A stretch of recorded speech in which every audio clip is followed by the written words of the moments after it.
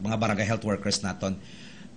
Sir, isa pa gidri nga ginhatag sa imong nga trabaho ni Mayor is ang parte sa pagmonitor sa aton sini nga mga casuals.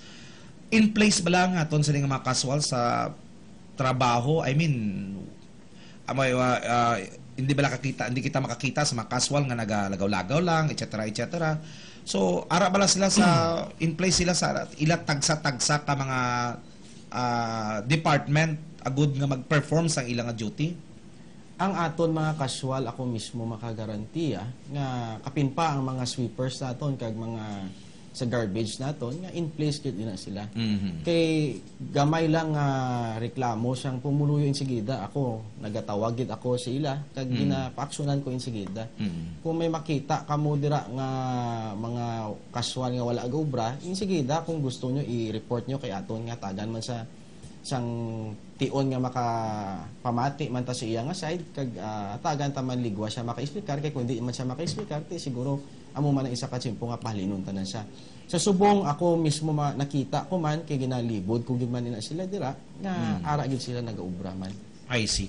Other than sa pag regulate sa mga casuals, pagbantay sa mga casuals kag suman pag-assist no sa mga nagapangayo financial assistance, ano pagid ang mga iban nga mga task nga ginahatag ni Mayor Alana sa imo Mr. Serino, sir? Kutob sa hindi niya na maanhan, for example gadululubli nang iya kadtuan sa isa ka adlaw, kutob sa hindi niya na makaya matawo malang man di man sa Superman. Ginahatag niya man sa akon kisa nga hinuon niya ko nga kadto dito sa mga okasyon para makapakikita lang, na makapabatsag lang sa suporta man sa ila mayor. Siguro, biskan dira sa gamay nga butang, ma-realize man sang tao nga ang mayor nila biskan amo lang na kadamo ang iya ginalakat, gapangita gid sa siyang pamaagi para maka-reach out sa tao. I see. So, how do you assist no for almost a year nga nagpungko si Mayor Alan, no? Let us be objective, no? Although tatay mo ang aton alkalde, but sa imong assessment, kamusta siya, Mr. Jericho Serino, sir? Amo ni ambot kung maanhan gid ini nga pero based sa akon nga opinion, do maswerte gid ang pumuluyo sang Roa City nga may mayor sila nga si Alan Silino. Una sa tanan, ako gani bata na ko niya. Kung mag-ululupod man lang kami sina, wala naman kami sina ginistoryan nga duha gid, kundi nga kamusta ning amo ni. Grabe gid ang kabalaka niya sa aton mga pumuluyo. Ina siguro dira dedikado gid si Daddy kag wala gid ko nakita nga sala sa ginaubra niya. Kay mismo ako nahuya kuya nga nagpromisa siya kag hindi niya mahatag, ani mismo ako kis gina-remind ko man siya nga kung pwede naton madali-dali or kung ano pagid ang pwede ta mahatag sa aton nga pumuluyo. So far, in my opinion, okay gid ya. Wala iya problema si Mayor Silino sa iyang makita man agero sa amon nga una sa tanan sa mga tao niya disiplinado kami. Ara kami ga report 7 o'clock as usual, ara kami na kay kundi akigan ako ni Mayor. Ara kami da naga-report na sigida pag siguro wala ka man may mabatian nga sangkot kami sa mga issue or kung ano lang ang ginahatag sa akon ni Mayor, amo lang gid na akon kaya nga anhan gampanan kag so dira nakita ko nga mayo pagplaster niya sa amon. Okay, bilang amay no, bilang amay kag bilang anak, so far nagkulang bala si Mayor Alan o base may mga nalipatan siya nga mga obligasyon bilang isa ka amay ninyo ni Jordan, Mr. Jericho? Siguro wala man guro say kay kung nagkulang si Daddy tani wala naman ko di. Tani siguro nagkulang in the sense nagkulang in the sense nga umpisa nga nagpungko sa as mayor. Wala. Siyempre sa kadamuon sang iyang obligasyon basi malingaan niya bilang obligasyon niya bilang amay ninyo ni Jordan. Yeah, may ang rutina ni Daddy perme kun aga gina-check man kami sa ako sa opisina ko. May time ginasa mag-istorya. Amo na gani ang balik ko gistoryahan nay kami nga mag-amay. Amo na istoryahan para ti mangyapon sa Tabilog sa Roa City. Tapos from time to time si Jordan ginabisita niya man na kag mismo siya ginasituate niya man kung kamusta na to kag kung ano nang ginubra niya dito kag ginapapuli man amo na di kay si Jordan sa Iloilo ya mo. Naga-ubra siya dito as a nurse. So kami lang gid duhayan ni Mayor ang naga-upod.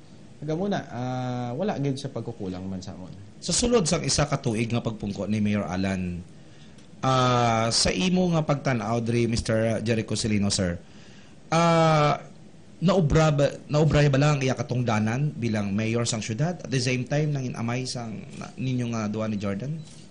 Yes, definitely yes. Kay sa makita nimo sa programa ni Mayor Silino sa Hope, kung lang tawon mo ang tanan ng letra may ara na dira. Hindi ko na ma-enumerate ina.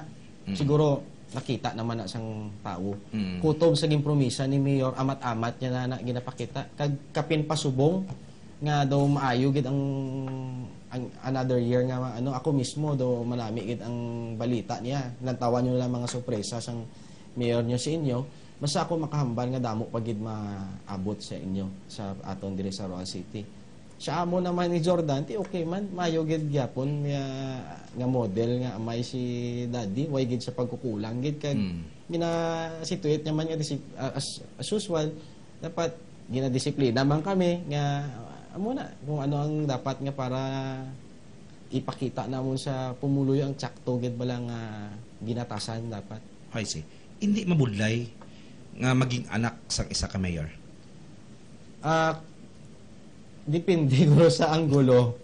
Kay kung siguro sa tao, mahapos, mamba sila, hapos niya, kaya amuni. Pero kung sa anggulo naman namon, may ara gid mabudlay nga part. Kay una sa tanan, kung gahalong kami sang una sa ginaobra namon, sa ginahulag namon sa palibot, mas sa ginaghalong kami subong, kay siyempre kalahuya. Amo na gani, say kung hinali dakpon gimang kami nga ga-text kami sa dalan, hey, why kami rason mapadakop kami kaya muna mo ang lain ni Mayor. Dapat kung ano sundo namon, so that's why dugahalong gid kami. Kag ang mabudlay gid nga part pagid amo to gani ang barko si mo nga do ang expectations ang tao. Nga mas possible gina ubra ko ang makaya ko nga hindi magpabugat kay Mayor, kay hindi para at least hindi man magpalapit ng tao siya bilang hambalo niya imuto bata nagaamuni gaamo to at least kung why so far kung may nagareklamo gid kay Mayor at least kung ano lang mabulig ko nga hindi man makapabugat sa administrasyon. Paano mo ginatreat o kung ginatratar if ever may mga suod ikaw nga abyan, may mga pamilya mo nga gusto maglabi kag may gusto pangayoon ka mayor kag ginapaagi sa imo bilang iya executive secretary? Ginaway ko ina kung may ara kung sang ginatawag nga conflict of interest. As a city or a public servant, ang gapangibabaw dapat ang intensyon hindi ako kundi ang intensyon sang pumuluyo sang kabilugan. Pag may intensyon dira nga mag-iral ang amon nga intensyon sang pamilya namo, hindi na pwede. Amon ang order sa ako ni Mayor. So as much as possible, kung hindi gid pwede, hindi gid pwede. Kung pwede, lang tawon naton. Ang last say si Mayor gyapon. Pero kung mga sila nga may ara gid sang bawal, sige ako na mismo gabalibad. I see. Okay, so that's it, no? So lastly, sir, no, anong gusto nga mensahe naton nga ihatag sa aton sining mga viewers diri sa Budyong Kapihan? Sa tanan nato nga viewers, salamat gid sa inyo gali dire nungsay nga nahatagan nyo ako sang tion nga makaatubang man sa aton pumuluyo. Ako mismo gusto ko gid makilan-an ang tanan kay gusto ko tani makita ko man sila tanan pero kisa wala man ko oportunidad kay masako gid pero ko gid nga hindi ka mo kahuya palapit ka mo sa amo ni Mayor kay ang inyo Mayor wala gid ina sa may ginapili kapin pa kon ubra lang. Stricto kami, stricto gid ya. Kinikilan lanon ina kay para sa disiplina nga ginatawag. Pero after sina tani makita nyo man nga ini ginobra namon hindi lang para sa amon